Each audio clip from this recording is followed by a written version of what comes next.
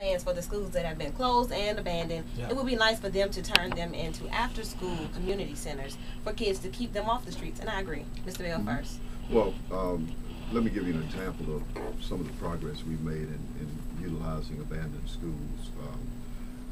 If you go to Lakeview Elementary School, the old Lakeview Elementary School, we were able to find a developer to redevelop that school and turn it into offices.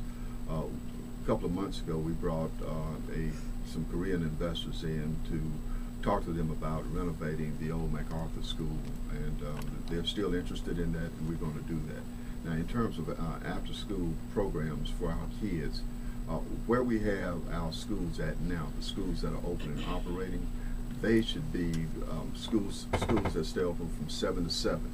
Okay. To make sure that we have those facilities open and our kids can remain there and study there, and the parents will know where they are as opposed to being on the streets.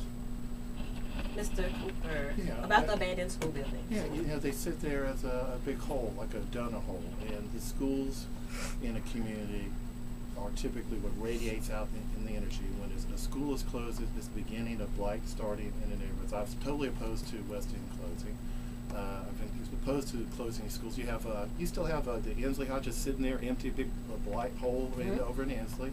And the concept that we have for educating our children in terms of physical structures is that all the studies show that the best facility for children are small buildings, okay, with small classrooms, with small student bodies. We take it just the opposite. We go to the extreme where we build these mega schools. They're like junior colleges that house, 1,500, 2,000 students, and that's entirely just the opposite approach to go. And I'll tell you the other thing is I have spoken a couple of times over at Riggins Alternative School. I love the children over there. But that's a sign of another indication of problems we have when that's one of the largest high schools we have for the alternative schools in the city. So we've got to keep our eye on taking care of our children, just not throwing money willy-nilly. Just because you're spending money doesn't mean you're educating your children. And I said, let me add a few more seconds on to my response. Well, let me say something first. Because I asked what we want to do with these buildings, can it be done? That's a very simple question that could get a simple answer. Sure. What could happen is the School of Hip Hop could go into Illiton tomorrow. We could get some contractors to come in with some tile and some glue. We could fix it up and we could start having a cultural arts center. We could do that. Just tell us we can. Yeah, exactly. Just tell us we can. You listening to the School of Hip Hop right here on 95.7 Jams. Me, your local Lady Wu, holding this thing down best I can, and I'm going to do that. Please believe I'm going to do that. The panel is assisting me with that. Stephen, Black, TK, thank you. Courtney, CJ, Silk, thank you. Silk just looking. But look, although people like entertainment, and we do entertain here on the School of Hip Hop, but tonight is very serious. Like I said, our voice hadn't been heard. Our questions haven't been answered.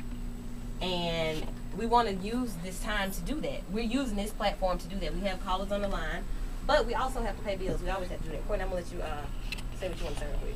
Well, I have a question if I can, if we have time.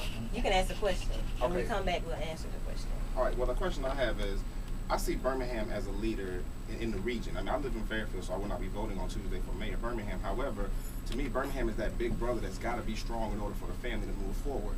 And I want to know what each candidate feels like they can do to restore that credibility and restore that leadership that Birmingham has to have in order to move this entire region forward. Okay, and that's not even really a question. Birmingham has to set the example for your midfields, your Fairfields. I almost want to say even Bessemer. Yeah. Almost. Yeah, basically, yeah. Because they still It's do on the look to outskirts. us. Yeah. Okay. Yeah. So go ahead and get your comments, your questions in to the website, WooJams.com. We're on Facebook. Text them to 447-0991. Call in 741-0957. Because when we come back, we are going to the callers on the phone lines. You do not want to go anywhere, okay? This way, okay? I promise you. Thank you. So, Mario, this is my answer. Text me, 447-0991, or call me after the show, and I will tell you how I feel about the schooling situation. Mr. Bell.